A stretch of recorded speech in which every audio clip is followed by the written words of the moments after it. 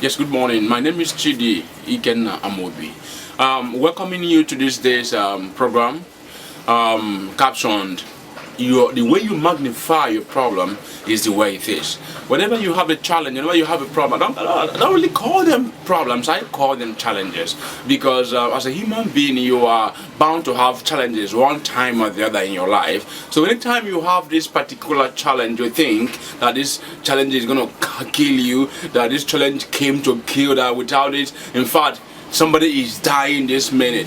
Excuse me, whenever you have such challenges, you know what to do? What to do is to look at it as if it is not really a big challenge. It's not really a challenge that can kill. It's not really a challenge that can really take somebody's life. You see it as something that is so small.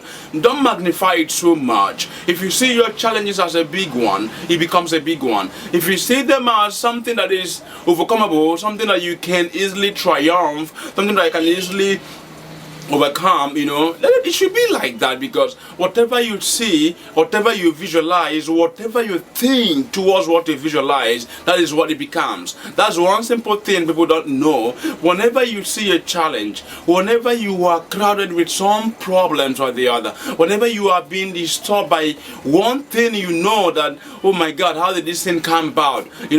Just what you need to do is to look at your challenges look at those things as if they don't matter at all. Don't give them much attention. In as much as you are trying to make sure you sort them, you solve the challenges, but don't really give them much attention. Don't magnify them. Don't make them to see. Don't make them to look as if your challenges is something that is gonna kill somebody this minute. No.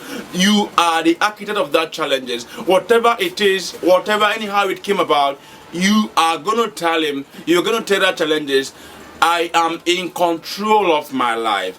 God is controlling me. God has given me the power to march upon serpents and scorpions, and nothing shall by any means hurt me. Don't magnify your challenges, because when you magnify your challenges, you are making it glorious. You are making it so big that at the time it becomes so big, more than yourself. And anything that you see ahead of you, anything that you see as bigger than yourself, honestly, you cannot really handle that challenges, that situation. Because if you see a house, a mighty house, you're like, oh my God, can I build this kind of house? I know this kind of house is not meant for people like me. I know I cannot build it. Honestly, believe me, you can never build it in your life.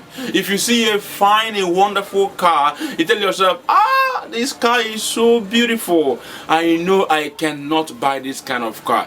Honestly, there's nothing you do on earth that can make you to buy that kind of car, because within you don't believe it could be achieved.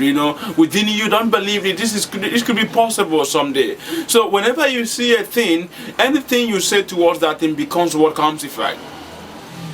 If you're getting married and you're telling your husband, I know we're not going to live till eternity. I know we're not going to live up to 5 years. We part ways because you're looking after another woman, this and that and all that is happening and all that. Excuse me, once you've said it, it happens.